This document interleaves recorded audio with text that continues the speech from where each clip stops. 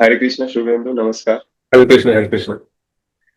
So today we have with us Subhendu joining again with us on this channel. So Subhendu has completed his masters in statistics from the Indian Statistical Institute, and after working for some months in an MNC, he has achieved something remarkable. He has qualified the Indian Statistical Service Examination with an All India rank of 3. So heartiest congratulations to Subhendu, and Thank you, thank you. thank you for giving us time. Thank you very much. Yeah, thanks. So, Shubhendu, at our times when we are at ISI, so this Indian Statistical Service Examination was not much hard of actually. So, can you please tell what is actually this service and what are the job options or the job roles one can do after joining the service? Okay, so the Indian Statistical Service is an all India exam conducted by Union Public Service Commission. So this service mainly is for the statistical background students, and they are selected and they are being posted in different ministries to handle the statistical works. And after a certain period of time and after gaining certain experience and at a certain stage of career, they are also posted into some senior administrative duties as well. Also, the Indian Statistical Service is mainly aim to function our statistical minds into our government systems, formulating government policies, collecting government data, and validating whether the policies are working well or not, making different models for different schemes to be implemented. So this is all about this. It's applying statistics in government field. Okay, so you work with under various ministries, right?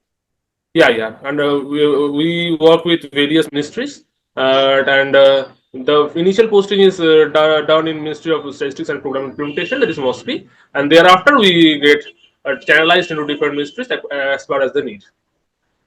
Okay. So, Shubhendu, when did you start preparing for this exam and how was your strategy? Yeah, so the this year it was my second attempt, and last year I also appeared for the exam, and last year I qualified for the interviews, but was not ultimately selected. This year was a bit different. I secured the rank, and so regarding preparation, from my perspective, I can say that if you have a solid statistical background and if you have a good background on English and as well as general topics, maybe 2 or 3 months for this exam is sufficient.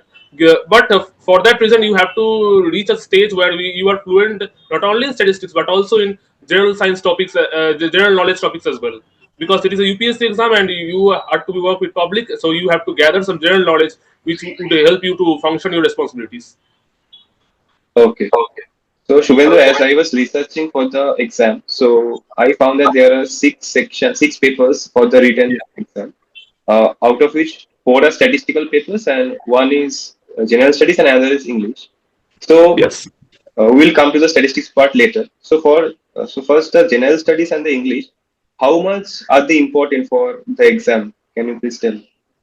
Yeah. So all these six papers are both qualifying as well as their marks are also added. So the qualifying percentage is dynamic. It changes year to year. This year it was 20%. Regarding the first two papers, the general English and general studies, most of our statistics background students are very much weak in general studies because last time when they read the GS in probably in class 10, so lots of things are forgotten, and this is a very much a loophole in our studies that we only study in unidirectional. We don't gather knowledge multidirectional. So general studies paper is very much important, and it is important in the sense that this is the paper where a bright statistic students will not clear the exam just because he doesn't have enough general knowledge. So for these two papers, general studies and general English, rigorous practice and rigorous preparation is needed.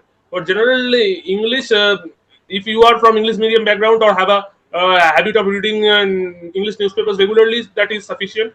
Otherwise, you have to prepare for it well. And for general studies, there are four portions. The first portion is history, second is geography, third portion is mixture of current affairs as well as government policies as well as some parts of economics, and the fourth portion is political science. So for those four portions, you have to go through the standard UPSC books. For what I followed for ancient history, I followed R.S. Sharma. For the medieval part, I followed Satish Chandra, and modern part, I followed the Spectrum by Rajiv Ahir. In geography, there are lots of books. Maji Dushan is a good book. Lexicon is another book. In political science, Lakshmikant's books is very good, and it is sufficient for all the 5 questions. And in the other part, there are current affairs for which you have to be thoroughly aware of the news happening in the in country as well as in the worldwide. Moreover, the current affairs is also important because questions of current affairs comes in geography part as well, in polity part as well, and maybe if in some rare cases if there is some important historical event, historical findings are found in current phase of time, then questions from history will also may come from current affairs. So reading current affairs and having a good habit of making yourself aware of all the topics is very important. And in English portion, what I can say, there are two. It is, we all know that it is divided in 2 parts. One is grammar and is comprehension. And grammar part in standard grammar book is sufficient. I followed Renan Martin because it was what I followed in my high school.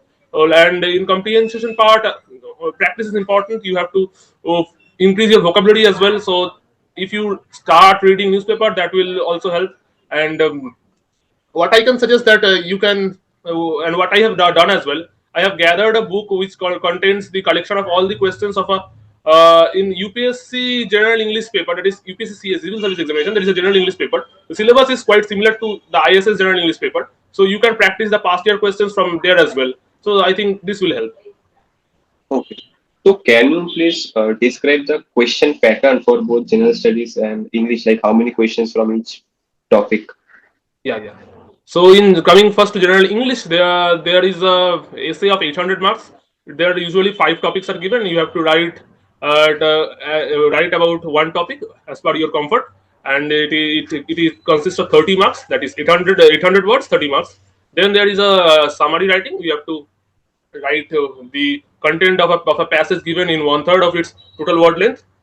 That also contains the 30 marks. So 30, 60 there. And there is a 10 marks essay. There are 5 topics given, and you have to select one of them. That goes 70. And then there are 10 sentence corrections are there. That is, a sentence is given which is apparently seem to be correct, but there is a small grammatical mistake, or in some cases there are no mistakes. Then you have to write the correct form of the sentence, and that is 10 marks, 10 into 1. That is that now the total becomes 80. And there are 5 phrasal verbs and idioms which consist of 2 marks. So that is 5 into 2, 10. That is 90. And then there is words of there is a word meaning part where you will be provided with a word. You have to know that meaning and have to apply that word in a sentence. So that is also 5 into 2, 10. So this is the 100 marks for general English. Now coming to the general studies, there are as I mentioned, Hey, there Anderson, are sorry. So how much one should score in English in general to yeah. qualify? So scoring in English is as per someone's capacity. If you are very poor in English, and if your base is not so strong, then you should aim out just clearing the cutoff, and that is 20-25 marks. But if you are quite strong enough, then you can aim for higher marks, that is 55 or 60, around that. Personally, in my both attempts, I have in my first attempt I have scored 44 in the English part, and in the second attempt I scored 43. So I have targeted around near about that 45-50 marks. So that is a safe zone, maybe. Yes. So that is depend on your capacity, depend on your what you have learned through your primary, secondary level. So English depends on that. Okay. Now, if I proceed to the GS part, so GS part, as I mentioned, it is divided into 4 sections. The GS paper. First section consists of history. That is 5 into 5, 25 marks. Then there are geography, 5 into 5, 25. The third section is of current affairs and government schemes. It is 5 into 5, 25. And last section, polity, there are 5 questions. 5 into 5, 25. So there are a total of 20 questions. All have to be answered. And each consists of 5 marks. Total 100 marks. And each question has to be answered within 200 marks, 200 words. So this is the mark division of the GS portion. And coming up back to what is safe score in, the safe score in GS is, so in GS, if I can assume a statistic students is not so much solid in GS, so just clearing the cutoff of scoring 20-25 marks is sufficient. But the aim should not be 20 or 25, because what we aim we doesn't reach to that level. So you must target around 30 or something like that. Personally, I was very good in GS, so I targeted around 50, and I have in this year I scored 38 marks. So, and I should clearly mention that the GS portion marking is very much difficult.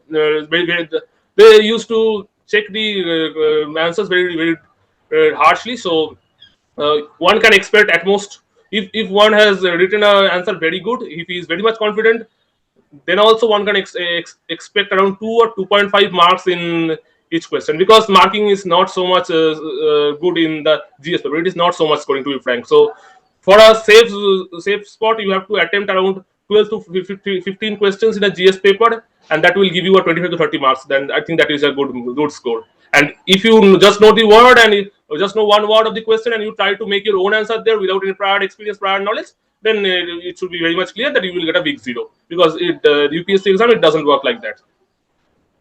Okay. So now coming to the statistics part. So can you again explain what these four papers, the structure, the questions that come, objective or subjective, everything? Yeah. So coming to the statistics parts, there are four papers. Yeah. So what I forgot to mention, the GS papers are consist of 100 general English and general studies paper consists of 100 marks each. So it is 100, 200. But the total written exam is of 1000. The stat papers, all four of them, consist of 200 marks each. So 100 plus 100 plus 4 into 200 equals to 1000. Um, in the first paper, there is Stat 1 paper. Both Stat 1 and Stat 2 are MCQ papers. So in the Stat 1 paper, there is objectives from statistics. As per I can recall, there some parts of linear algebra are there, and non-parametric statistics are also there in the first. No, non-parametric is in the second paper. So yeah. So but one important thing is that in the Stat 1 paper, there is a computer science portion, and there is also numerical analysis portion. So if I analyze deeply, the numerical analysis MCQs usually takes more time than the rest of the part. So if someone is aspiring to give the exam, and a smart strategy is to be leave the numerical analysis questions at the last, because uh, attempting 10 numerical analysis questions may leave 20 other questions there, because it is time consuming, and in MCQ papers, the time is very much crisis. So you have to spend your time consciously. And in the computer portion, that is another thing that is apparently difficult for the stat people, because we doesn't have much knowledge in the computer hardware, software, and all those things. To be clear, there is computer means doesn't means coding. There is no coding there. So it is core computer things. What is software? What is RAM? What is monitor? What are the devices? Binary calculations, maybe, like those things. So a book which I found and which is very much helpful in this regard is the book of E. Balaguru Swami. One can follow that book; it is very much helpful. And in the computer sections, there are no mathematical type questions. There, no calculations are needed. If you know the answer, you can write, or otherwise you have to leave. Hence, the computer portion is not that much time consuming. So what I followed in the time management is that I first attempted the 40. There are 80 questions in total, each carrying 2.5 marks, total 200 marks. So I first tried to finish all the 40 stat questions there, then the 20 computer questions, and the remaining time I gone for the numerical analysis part. So one can follow this route for good time management. Now coming to the second paper, that is Stat 2. This one contains in the stat topics, it contains inference, it contains non-parametrics, and other related statistical topics as well. Moreover, it also contains official statistics. So official statistics is another portion that is very much neglected by the students. But you are applying for a post in the government, and you have to know the official statistics, and it is very much critical for this job, because you have to know all the indices there, or how the government system works, all the how to calculate the GDP, and etc. and all those things. So in the official statistics, you also have to study thoroughly before going to the exam. In this paper as well, time management is crucial. But what I figured out in both my attempts, that in Stat 1 the time is apparently much scarcer than in Stat 2. Still, in Stat 2 you should never waste time, and you should use your time precisely. So this sums up for these two objective papers. Now coming to the subjective paper, in the Stat 3 paper, it is a it consists of a very vast syllabus, and historically it is the least scoring paper of the all four stat papers. In the syllabus you can go through in the website. It consists of econometrics, sample survey, time series, portions of applied statistics like index number, demand analysis. Moreover, there are other small topics like GDP calculations and several other small things. So the in this marks division, as far I remember, there are one have to attempt 8 questions, each consisting of 25 marks. In the first 2 questions in the paper are compulsory to be attempted, and then after that, I think there are 9 questions, and among the 9 questions, you have to attempt any 6. But apparently, it may seem that you have lots of options in 9 questions. You have to attempt 6. So one can leave one topic completely, but that will not be a smart choice because UPSC is smart enough, and they don't give they don't leave one question completely coming from one topic. What they usually do that they mix up every topic in one question. That is, suppose for 25 marks questions, the first 10 coming from sample survey, next 10 coming from econometrics, and the last 5 coming from time series. So if you wish to leave time series completely or econometrics completely, then you will not attempting that question, and each and every question there the marks is divided like that. So it is not wise to leave any topic completely. Yes, you can leave small part.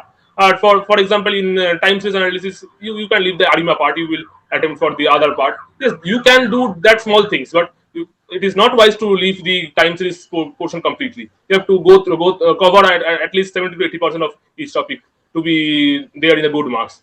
And in as what I mentioned, that historically this is the least scoring paper of the all four. Still, our target marks of 150 can be achievable in the paper. There are people who have achieved such good score in this paper. So 120 to 130 is a very good score, and one should target around that. And if he is very comfortable, then a 150 can be achievable as well. Now coming to Stat 4, the Stat 4 is a crucial paper. Crucial in the sense that see the exam, there are 6 papers and they are happening in 3 consecutive days. So the Stat 4 paper appears in this happens in the second half of the last day. So giving the exams in 3 consecutive days, so centers may not be close to your home. So you have to go out in 5 a.m. in the morning, then you will return in 9 p.m. in the evening, then you have to repeat it in the same day, and there will sleepless nights. There will so much tensions there, and fatigue will ultimately creep in, and it makes its effect in the Stat 4 paper, which is the last paper. So you have to keep yourself motivated for the Stat 4 paper because it is a tricky paper. You can maximize your output in this paper if you are wise enough. And now coming to the Stat 4 paper itself. So there are 7 parts. Among them, you have to attempt any 7 sections. Among them, you have to attempt any 2 sections. The sections are operational research, survival and clinical trials. Then there is SQC. Then there is demography. Then there is multivariate analysis. Then there is design of experiments. And another portion is coding languages C and R. So this year I attempted multivariate and SQC. So one advice I can give is that you have to attempt only 2 sections out of 7. The examiners are giving you choice of 7 sections. So why you waste all other 5 sections and go and prepare with 2 sections only? So it is wise to study 3 sections, be prepared in 3 sections, and then if unfortunately if any one section is you may find it's too lengthy or maybe it is too difficult. Yes, you may be a very good student, but still the exam is not a place of experiment, so you should not take that risk, and it is wise to be prepared with 3 sections, and then you can choose among those which two are you are comfortable to attempt. So and in Stat 4, some sections are more scoring than the others. What I have heard that multivariate operational research and SQC are among the high scoring sections in the all 7. So you can, if you are good in those topics, you can attempt, and or you can keep those options for your future attempts. So this covers up the all the four sections. So in Stat, in the whole all 4 of the Stat combined, a total marks around 600 and or above is excellent, and at least you have to achieve around 550 or to 560 or above to be in a very competitive positions, because lesser than 550 it is very much difficult to manage through the all other papers, because you are statistics students and this is the part you can excel. Okay, so can you please tell how is the standard of the questions of the statistics portion? Yeah, so the MCQ questions, MCQ papers, the standards is not so much high. If you have attempted the IIT JAM examination, the standards are even lower than the IIT JAM questions. And moreover, there are no mathematical questions, more of descriptive statistics. So there wouldn't be any question in all four papers where you have to think and you have to attempt, you have to solve that on spot.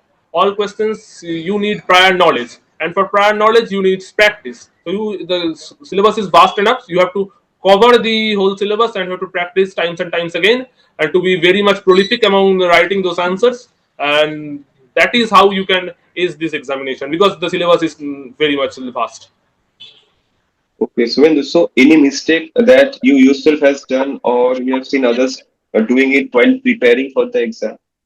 Yeah, so one blatant mistake I have done in my first attempt, and I think it cost me a year, was that forgetting the calculator in the Stat 3 and 4 papers. Calculator is allowed in the last day of examination in Stat 3 and 4, and I forgot to bring the calculator in that day, and so it is very much advisable. Don't forget your calculators. Keep your calculators in your bag from the day one and use only in day three. Otherwise, you will there is a heavy revenue on forgetting the calculators. So that is one thing you should keep in mind.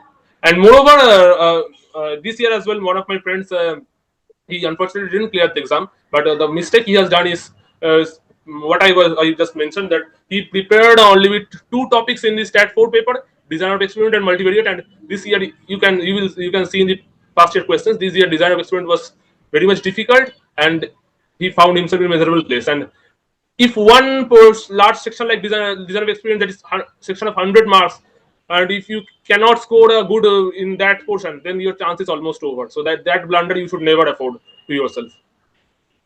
Okay. So currently you were working in an MNC, right? Also now Yeah. also you're, so how did you manage your time while working and how you have been consistent in that? Yeah. So to be frank, from my part, that the written examination takes place in third Friday, Saturday, and Sunday of month of June, and I joined my current company in the month of July. So I have appeared for the written examination before I joined this company. But back then I was a MStat student. We have to also handle the curriculum of our rigorous course of MStat papers, and some examinations are also going. So one thing is that if you are in such a situation where you are working or you are in studying, then it is up to you to balance your things. And if you cannot balance, then you have to prioritize one thing over the other. uh, I sacrificed I know that I my NSM examination was not so much good because I sacrificed it for the ISS preparation. So it is up to you what you will consider to be more priority, and you have to plan accordingly. Otherwise, if you can give this examination for 1 or 2 hours daily for 6 7 months, then it is sufficient for this examination. Okay, okay. So both on weekdays and weekends, is are you like giving allotting time was 1 or 2 hours every day? No, in weekends you have to optimize your weekends. In weekends, maybe a more 5 6 hours, and in weekdays you are busy in going to office or going to college. So then 2 hours is there as well. And in weekends, one should prioritize in solving GS papers and covering the current affairs as well, because those things and is it may feel tiresome after a long day of office, and then go to your study table and read ancient history. So that is not very much enjoyable for some people. So you have to optimize your weekends as well. Okay. So next is after the written exam, you have to crack the interview. So how was the interview? Like, I mean, what are the questions that are asked in there? Yeah, so interview is a very key portion in this examination, because a good interview marks can overcome less written marks, and a person who having a good written marks with a very poor interview, the chances becomes very less. In my in this year, I have scored 156 marks in interview, and which is the highest by far among all the candidates. So and in my first attempt, have scored 116. So there's a 40 marks difference between the two attempts. And what I realized in over the year, and which helped me to boost my interview marks in 40 marks, there are few things I like to mention. That one thing is, the first and foremost thing is the appearance matters, because you have to be, your body language has to be confident, and your dressing has to be proper, and your mode of speaking should be confidence, with confidence. So because the board must presume that he is talking to someone who is going to be an officer and who is going to serve the nation in its topmost post. So you have to be like that. It is not advisable that you cover all the topics, you know all the answer, you are very much good in studies, have a very good marks, but you the more you give your interview very unconfidently, you stammer through the interview, uh, you know the answer but you cannot or represent it represent it properly in front of the board. So that things you have to keep in mind. So your dressing, your confidence, your body language, everything matters. Second part is that the interview board, there are four members. The chairman is mainly from non-statistical background. In both of my attempts, my interview was taken in the chair of Srilvardhan Singh. So he was a retired IPS officer. So the chairperson usually asks question that is non-statistical. For those questions, you can also watch the YouTube shorts and videos of the UPSC CSE interview questions as well. So the questions mainly are asked about you, your name, your city, your state, your hobbies, your current working company, or your school or your colleges. So you have to prepare everything centering you and your surroundings very well, and you have to be very much comfortable with speaking in each topics, because they may point out something you may thought that they won't ask about my town, because my town doesn't have something that is notable, but they can ask, and then you have to be prepared about something that is really notable or close to be notable from your town. So these things have to be covered. And then one another important thing is the your answer should be diplomatic, in the sense that if some controversial questions are asked from some controversial answer, you should not polarize yourself in for or against in one topic. So you have to answer smartly, and you don't have to be political in any of your answers. That one thing is have to be kept in mind. And now coming to the stat questions, the remaining three members of the board usually ask questions from statistics. The one thing is very important, that is official statistics. Official statistics questions are very much asked by one or two panel members. You have to study each and every portions of official statistics, the indices. They even ask the values: what is the current value of GDP, what is the nominal value of GDP, what is the rank of India's GDP, what is the inflation index number, what is the consumer price index number. All those values are also asked, so you have to remember all those before going to the interview. And in statistics part, there are questions in statistics. I don't think there are too hard questions. You can answer them, and if you haven't read that topic, you can confidently say that sorry, I cannot remember, or this topic was not taught to me in my UG and PG. So one advice I should give, that it is okay to not know any answer, because all are people, and all are human being, and going to interview in such pressure situation, it is not expected that you will know each and everything. But you should politely say to the panel that sorry, I am not comfortable with this, or I cannot answer that. Hitting around the bush, going round and round and guessing the answer, these things are very poor practices, and it will create a very bad impression. And one important line you should follow, that you have only one chance of making a good first impression. So first impression matters. And if in your first question related to hobby or something like that, you wrote something which is actually not your hobby, you are not comfortable in that, and you start guessing around the answer, they are very intelligent people. They will catch you, and you will find yourself in a miserable place. So it is advisable to, if you don't know something, just clearly tell that I don't know this, and that is okay. I myself also have done that in my two attempts. Okay. So can you discuss about the vacancies every year? Yeah. How many seats are available? Yeah, so vacancies is dynamic. It depends upon year, but one assume that total number of vacancies is maybe around 30 to 35, and the general reservation policies applies there. So around 14 to 16 seats can be pursued for the general candidates, and the total number of 30 to 35 seats. Okay. Okay. And my last question will be, so any last advice for the aspirants who will be giving this year exam? Yeah, so one last and very important advice is that the your examination starts not only when you go to write your written exam. It starts from the day you fill the application form.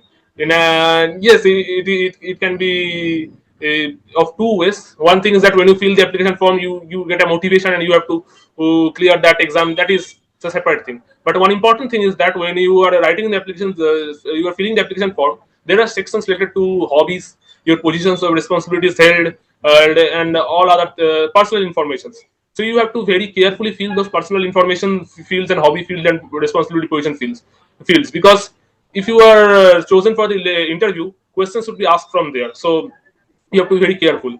One common trait is that for boys, I say that even he doesn't go to the field for 5 6 years. He writes my hobby is playing cricket, then or my hobby is playing football. Then be ready for some really delicate questions from cricket or football. They won't ask how many players in the football field. They may ask how many panels in the football. So be careful while filling the hobby portions and positions of responsibility portions, because questions can be asked from there as well. And another piece of advice is that see the exam is conducted by UPSC, so by no means it would be easy exams. So you have to be patient, you have to be motivated, you have to be confident, and if you have all these things and your preparation is going to right track, and this examination can be cleared with ease. These cutoffs are rising year by year, but you don't have to bother with the rising cutoffs. You have to compare yourself with yourself only, and you have to better yourself day after day. You have to cover all these things you haven't covered yesterday, and by this way you can easily ace the exam, and you can aim of a total score around 700 or 750, and it can be achievable in this exam. Okay, so that's some really nice advice. So, and thank you, Shubhendu, for every insight that you have given. I hope it will inspire and help all the aspirants. So, thank you. Yeah, so thank you to your channel as well. As I mentioned last time also, you people are doing really excellent job, because you are covering all those fields of student. You are from corporate things to academic things, or now the government service examination you are also covering through your channel. So this is a very good approach, and it will help the students by gaining experience of all the things which can be which can be tried, which can be experienced. So kudos to your channel, kudos to your team. So keep it up, you are doing an excellent job. Thank you. Thank you very much. Thank you. Yeah, yeah, Hare Krishna. Hare Krishna.